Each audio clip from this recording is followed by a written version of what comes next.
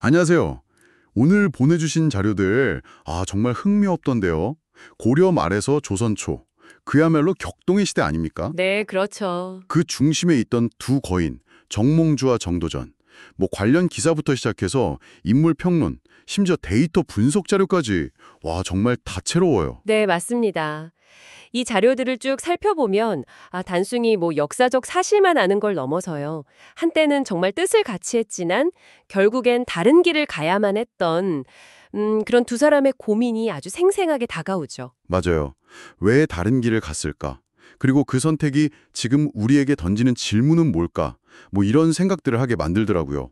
오늘 좀 깊이 파헤쳐보죠. 좋습니다. 그럼 시작은 두 분이 굉장히 가까웠다는 거잖아요. 자료 보니까 서로 막 시도 주고받고 그랬더라고요. 네네, 맞아요. 정몽주가 처음에 세운 뜻 평생 변치 않네 이렇게 써보내고 정도전도 굳고 고든 지조 함께 지키자 화답하고 진짜 돈독해 보이는데 대체 어디서부터 이렇게 딱 갈라진 걸까요? 맞습니다. 그 시작은 같아요. 둘 다 당대 최고의 지식인이었고 또 성리학이라는 같은 어떤 사상적 기반 위에서 이 기울어가는 고려를 어떻게든 바로 세워야 한다. 여기까지는 똑같았죠. 네네. 개혁의 필요성은 공감했군요. 그렇죠. 근데 이제 결정적인 차이는 어떻게 바로 세울 것이냐. 이 방법론에 있었던 겁니다. 정몽주는 어디까지나 이 고려 왕조라는 틀은 유지하면서 그 안에서 문제를 고쳐 나가자. 이런 입장이었고요. 체제 내 개혁. 네. 근데 정도전은 생각이 달랐어요. 이미 이 고려라는 틀은 너무 낡아서 고쳐 쓸 수가 없다.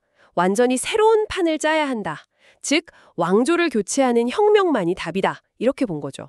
거기서부터 완전히 방향이 달라지는군요. 그 보내주신 자료 중에 하나가 이 지점을 신념윤리 대 책임윤리로 분석한 게 인상 깊었어요. 네, 그 분석이 상당히 설득력이 있죠. 정몽주는 결과가 어떻게 되든 고려에 대한 충성, 이 신념을 지키는 게 중요했다는 거죠. 그 유명한 일화 있잖아요. 이방원이 하여가로 회유하니까 단심가로 딱 답하는. 네, 맞아요. 이 몸이 죽고 죽어 100번 고쳐 죽어. 정말 그 신념 하나에 모든 걸 건 모습이에요. 그렇죠. 그게 바로 이제 신념 윤리의 어떤 전형이라고 볼 수 있는 거죠. 옳다고 믿는 그 가치를 위해서는 목숨까지도 버릴 수 있다.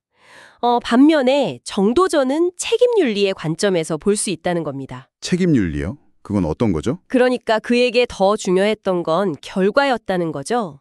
이 혼란을 끝내고 백성들이 제대로 살 수 있는 새로운 나라를 만드는 책임, 그 책임을 다하는 것이 더 중요하다고 본 거예요. 아하. 그래서 역성혁명이라는 사실 굉장히 위험하고 급진적인 길을 선택했고 결국 조선 건국의 청사진을 직접 그렸죠. 이게 단순히 권력욕 때문이라기보다는 그 시대에 자신이 져야 할 어떤 책무라고 판단했을 가능성이 크다는 분석입니다. 그가 살게 했던 조선이라는 나라, 그 모습은 어땠나요? 자료에 재상 중심 정치 이런 말이 나오던데요. 네. 그게 정도전이 꿈꿨던 조선의 핵심 비전 중 하나였습니다. 왕이 모든 권력을 다 쥐고 휘두르는 게 아니고요. 똑똑하고 능력 있는 재상들이 국정 운영의 중심이 되고 또 왕과 신하가 서로 견제하면서 균형을 이루는 시스템. 견제와 균형, 상당히 현대적인 생각인데요. 그렇죠. 일종의 시스템에 의한 통치를 구상했던 겁니다. 경복궁의 위치나 이름, 도성의 설계 이런 것 하나하나에도 그냥 건물을 짓는 게 아니라 그런 새로운 통치 철학을 담으려고 했던 거죠. 비록 그 자신은 결국 이방원에게 제거당하지만 그가 남긴 구상들은 조선 정치사에 정말 큰 영향을 미쳤죠. 그런데 참 아이러니한 게 역사의 평가잖아요. 자료들 쭉 보니까 고려를 지키려다 죽은 정몽주는 조선시대 내내 만고의 충신으로 추앙받는데? 네, 그렇죠. 도학의 시조로까지 여겨졌죠. 근데 정작 조선을 세운 1등 공신인 정도전은 오랫동안 평가가 아주 박했어요. 잊혀진 존재처럼요. 왜 그랬을까요? 아무래도 그 조선 왕조 입장에서는 왕조를 바꾼 공로보다는 기존 왕조에 대한 충성, 이 충이라는 가치를 더 강조하고 싶었겠죠. 정몽주의 그 충절은 시대를 초월하는 어떤 교훈으로 삼기에 아주 좋았고요. 그렇겠네요. 왕 입장에선 그게 더 안정적이니까. 네. 그런데 여기서 정말 흥미로운 지점이 바로 그 보내주신 자료 중 네트워크 분석 자료입니다. 아, 네. 저도 그거 보면서 되게 신기했어요. 데이터로 이걸 보니까 또 다르더라고요. 그렇죠. 그 복잡한 인물 관계를 데이터로 시각화해서 보니까 태조 이성계부터 태종 이방원 시기까지의 그 인물 관계망에서 정도전이 정몽주나 태조, 태종과 함께 가장 중심에 있는 인물, 그러니까 핵심 연결고리, 코어 노드로 나타나는 거예요. 와, 정말요? 핵심 인물이었다는 거네요, 데이터상으로는? 네, 수백 년 동안 뭐 역적이다 이런 프레임에 갇혀 있었지만 실제 그가 당시 정치판에서 가졌던 영향력, 중요도는 데이터가 명확하게 보여주는 거죠. 역사는 결국 승자의 기록이라는 말을 다시 한번 생각하게 만드는 그런 대목입니다. 그렇군요. 결국 뭐 단순히 충신이냐 역적이냐 이렇게 딱 잘라서 볼 문제는 전혀 아니네요. 맞습니다. 그 자료에서도 언급됐던 구조적 강제와 전략적 선택이라는 틀로 보면 좀 더 이해가 쉬울 것 같아요. 구조적 강제와 전략적 선택이요? 네. 그러니까 그들 각자는 자신이 처했던 그 시대적 상황, 벗어나기 힘든 어떤 한계, 구조적 강제 속에서 나름대로 자신의 신념과 판단에 따라서 최선이라고 생각하는 길, 전략적 선택을 걸어갔다. 이렇게 봐야 한다는 거죠.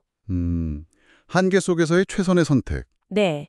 어느 한쪽이 절대적으로 옳았다거나 틀렸다기보다는 다른 선택을 할 수밖에 없었던 그들의 고뇌를 이해하는 게 더 중요하지 않을까 싶습니다. 오늘 이 자료들을 통해서 정몽주와 정도전, 정말 복잡하고 매력적인 두 인물의 삶과 선택을 깊이 들여다본 것 같습니다.